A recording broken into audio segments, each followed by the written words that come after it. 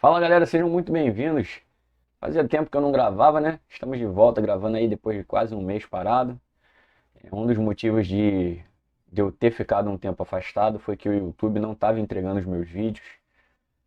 Os últimos vídeos, o número de visualizações estava baixíssimo, né? Eu não fiz esse teste, não compartilhei com as mídias sociais que eu tenho e eu vi que o alcance foi baixíssimo.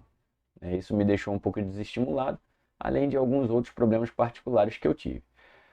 Voltando a gravar, o vídeo de hoje vai ser um pouquinho diferente do que a gente está acostumado a ver, né? Normalmente o formato aqui a gente fala sobre os jogos da rodada do final de semana, rodada do Campeonato Brasileiro, e a gente aponta aí os erros defensivos para que os gols surgissem.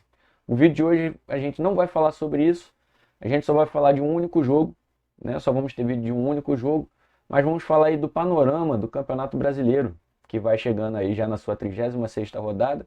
O São Paulo ainda tem alguns jogos, alguns times têm alguns jogos atrasados para fazer, mas a gente já tem mais ou menos uma ideia de como é que vai terminar o campeonato.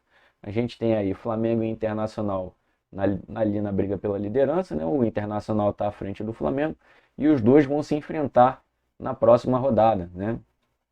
37ª rodada, eles se enfrentam no Maracanã e o Internacional pode se sagrar campeão se sair vitorioso. O Flamengo ainda vai precisar vencer, né? E precisa de pelo menos um empate no último jogo contra o São Paulo no Morumbi. Já o Internacional enfrenta o Corinthians na sua última rodada, que o Corinthians está buscando aí uma vaguinha na Libertadores. O Botafogo já está rebaixado, triste dizer isso, né? O Botafogo, um time que teve lá as suas glórias na década de 60, com Garrincha, né? Newton Santos, outros jogadores aí que foram de grande nome, né, no cenário nacional, mas infelizmente o Botafogo está rebaixado para a segunda divisão.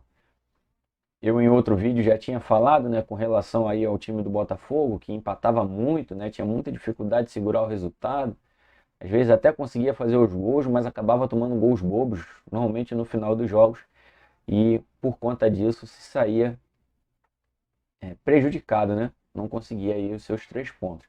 E agora vai pagar a conta. Já o Vasco está aí numa briga bem complicada, um momento bem complicado, né? A gente vai mostrar vídeo do Vasco mais daqui a pouco, né? Teve um confronto com o Internacional, um jogo muito polêmico, né? O VAR não funcionou no momento que deveria. Não tenho certeza se o gol foi legal ou não, né? Teria que ter sim traçado as linhas, foi um lance muito complicado. Surgiram aí imagens pelo lado internacional que mostra como se o gol fosse legal, né? Enfim, só a tecnologia poderia dizer que o gol foi realmente legal ou não. E a tecnologia falhou, né? O VAR falhou. No segundo gol do Internacional, a gente vai ver um vídeo que me chamou muito a atenção, principalmente porque é um time que está brigando para não ser rebaixado. Se eu já reclamo de um jogador que para no meio do caminho, imagina você ver 3, 4 jogadores parando. É isso que a gente vai ver logo logo. Ali na parte de baixo da tabela, o Fortaleza ainda está brigando para fugir do rebaixamento. O Sport conseguiu um ponto importantíssimo contra o Bragantino. Terminou empatado esse jogo. O Fortaleza perdeu de 3-0 para o Palmeiras. E o Bahia conseguiu um empate muito importante com o Atlético Mineiro. Poderia até ter saído vitorioso. O time do Atlético Mineiro, com a sua característica de impor o seu jogo e tentar amassar o Bahia dentro do seu campo, acabou dando muito espaço e na velocidade os jogadores do Bahia tiveram pelo menos 3 chances claras de fazer o gol e não fizeram. Foi um jogo bom, né, por conta das chances criadas, mas que esse pontinho para o Bahia acabou deixando aí o Atlético numa situação complicada na briga pelo título. E o Bahia conseguiu fazer mais um ponto, né? Para quem está ali fugindo da degola, isso é muito importante. Na próxima rodada, os dois vão se enfrentar, Fortaleza e Bahia, né? E se tiver algum vitorioso, isso aí pode complicar muito a vida do Vasco, principalmente se esse vitorioso for o Bahia. O Bahia vai chegar aí, se eu não me engano, acho que é 41 pontos.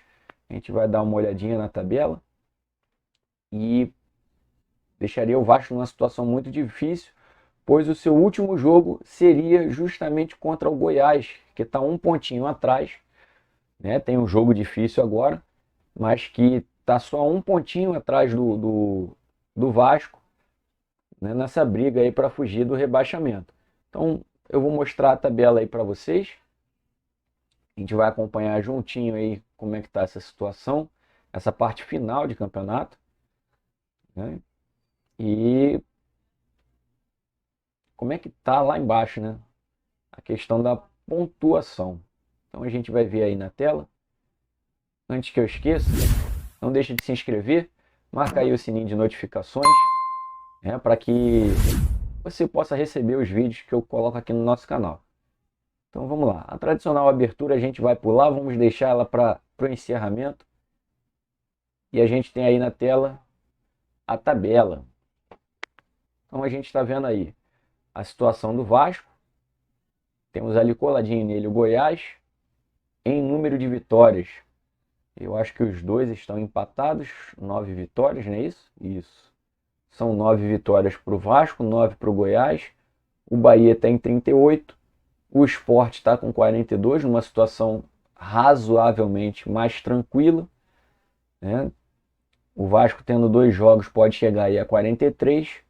E os outros, e o Bahia também, né? Então o Sport ainda não está matematicamente livre do rebaixamento. Fortaleza tem 41. Nesse próximo jogo com o Bahia, podem empatar os dois e, dependendo do resultado do jogo do Vasco, já pode decretar aí, né, os 4 rebaixados praticamente, né? Apesar de que ainda seria possível o Goiás chegar, né, para tentar fugir ainda do rebaixamento. Então a gente ainda tem o Curitiba enfrentando o Palmeiras, né, pela rodada 35, os dois não jogaram. O Curitiba também já está, vai 31, 34, 37, está matematicamente rebaixado. Então sobram 2 vagas. O Goiás aí está tentando, né, fugir. A gente vai ter na próxima rodada o Goiás enfrentando o Bragantino, um jogo difícil, porque o Bragantino vem fazendo uma campanha razoavelmente boa, está até brigando por vaga na Libertadores, né, apesar do empate que teve com o Sport agora. Mas o Goiás vem numa crescente, vem aí buscando, né, se livrar da zona de rebaixamento. O Vasco tem um jogo também nada fácil contra o Corinthians lá na Arena, né, Arena Corintiana. E como eu já havia falado, Fortaleza e Bahia se enfrentam. O Sport vai pegar o Atlético Mineiro em casa. O Atlético Mineiro, como eu já havia dito, não tem uma situação complicada com relação à disputa pelo título, porque ele precisaria que ele pode chegar aí aos 70 pontos, né? E se o Flamengo vencer o Internacional, vai a 71, o Atlético Mineiro já não conseguiria chegar. Então ele precisaria de um empate entre Internacional e Flamengo, precisaria vencer os seus 2 jogos e também precisaria, né, marcar gols. Né? Vencendo os 2 jogos, ele chegaria ali aos mesmos números de vitórias, chegaria ali às 20 vitórias. O saldo de gols do Galo é de 16, porém nos gols feitos ele tem 59. Poderia bater o Internacional se o Flamengo, né, não vencesse seus 2 últimos jogos. Então, muito difícil. Talvez quem possa tentar alguma coisa ainda é o São Paulo, que tem um jogo a menos, chegaria aos 65 pontos, né? E aí poderia sim brigar pelo título, dependendo de resultado de Flamengo e Internacional. O São Paulo precisaria vencer os seus 2 jogos, né? Chegaria a 68 se ele vencer o próximo jogo e chegaria a 71 se ele vencesse o último jogo, que é justamente contra o Flamengo. Se o Flamengo vencer o próximo jogo agora, o São Paulo já não vai ter mais condições de ser campeão brasileiro.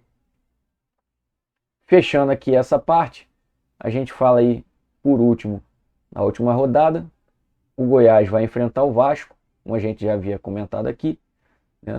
O Internacional enfrenta o Corinthians aí brigando por uma vaga na Libertadores, né? E o Flamengo joga com o São Paulo.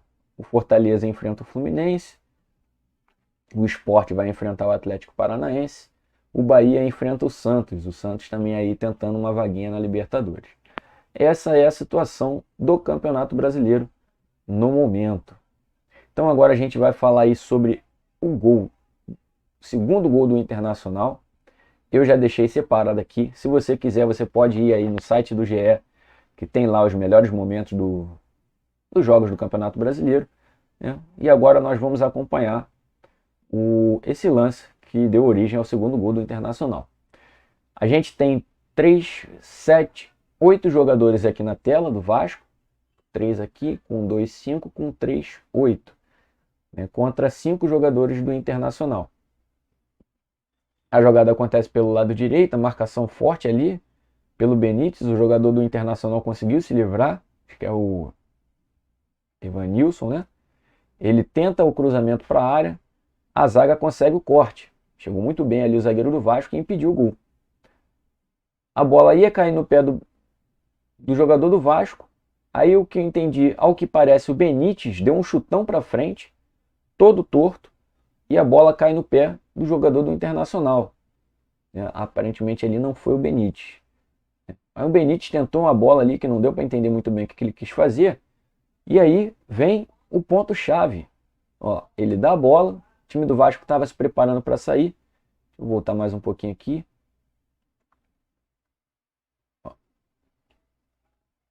Aí o jogador do Vasco fica com a bola, a gente tem aqui na tela 2, 4, 5, 6, 7 jogadores do Vasco. Aí uma tentativa de chutão que dá errado. O jogador aqui do Vasco tenta voltar, consegue, passa da linha da bola, mas a partir de agora é algo que eu não consigo entender. 50 minutos do segundo tempo, eu não sei se o time do Vasco ali desistiu do jogo, mas a gente tem 2, 3, 4, 5, 6, 7 jogadores só aqui na tela. O jogador do Internacional vem carregando, tem 2 jogadores do Inter aqui e mais um. Então a superioridade numérica do Vasco aqui é considerável. Era questão de sair. Esse jogador aqui já deveria estar saindo, fechando um possível passe aqui, né, que seria uma posição de gol. E esses 2 jogadores aqui deveriam vir fechando para dentro da área. Mas o que a gente vê é o seguinte: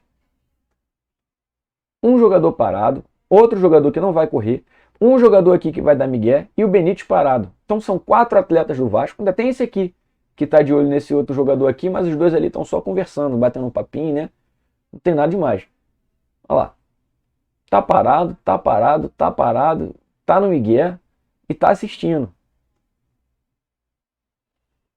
Parece gol de pelada, aquele gol que falta 5 minutos para estourar o tempo do campo, né, que a galera já está morta, não aguenta mais correr, que fica todo mundo olhando. Então o cara vem a criança de 5 anos carregando a bola e os adultos tá tudo ali de braço jogado, olhando, né?